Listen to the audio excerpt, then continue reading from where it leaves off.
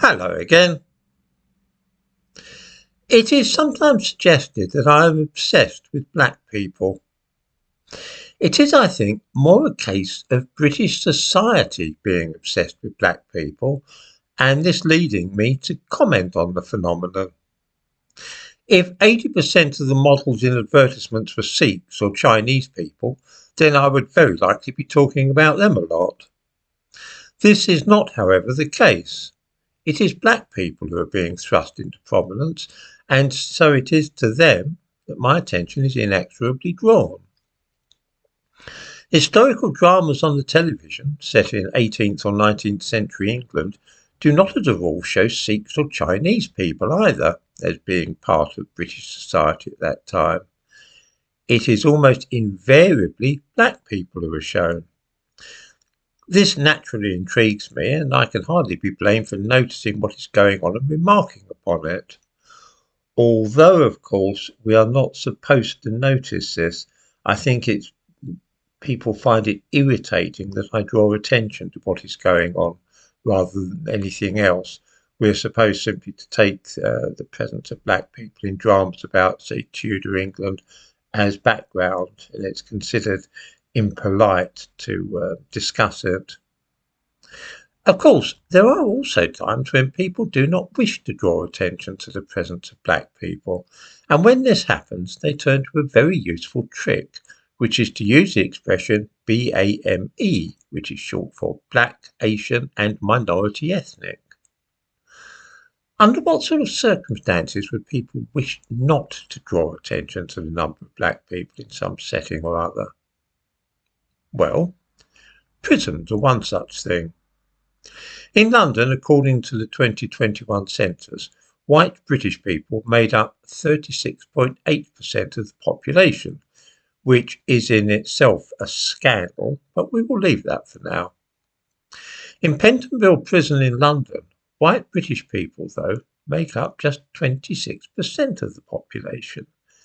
This is interesting that white British people, I should say, are disproportionately less likely to be in this London prison.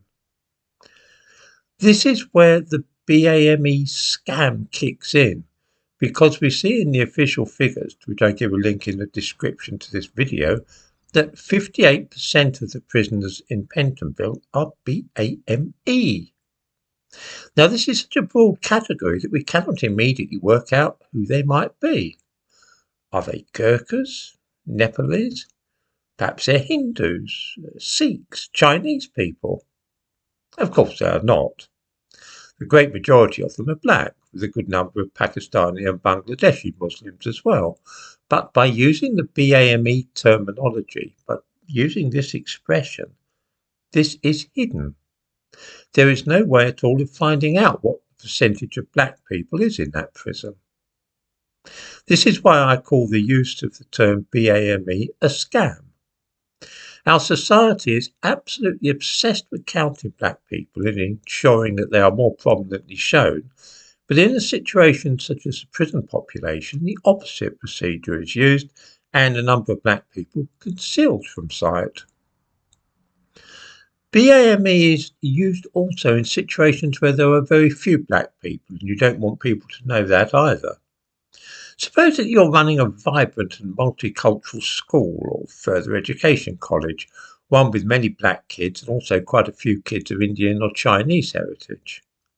You find that the black kids do dismally, picking up fewer and poorer qualifications than other groups, but that on the other hand, the Chinese kids, along with the Indian Hindus, do stunningly, and many get offers to Oxford and Cambridge. You announce on your website that the success rate of BAME students was phenomenal this year, with offers being made to the most prestigious universities to study medicine and physics. That way, nobody will see how poorly the black kids have done, and yet your school still looks great. Viewers might like to keep their eyes open for the use of this expression, which is almost invariably used when people wish to hide, for whatever reason, the actual proportion of black people in some situation or other.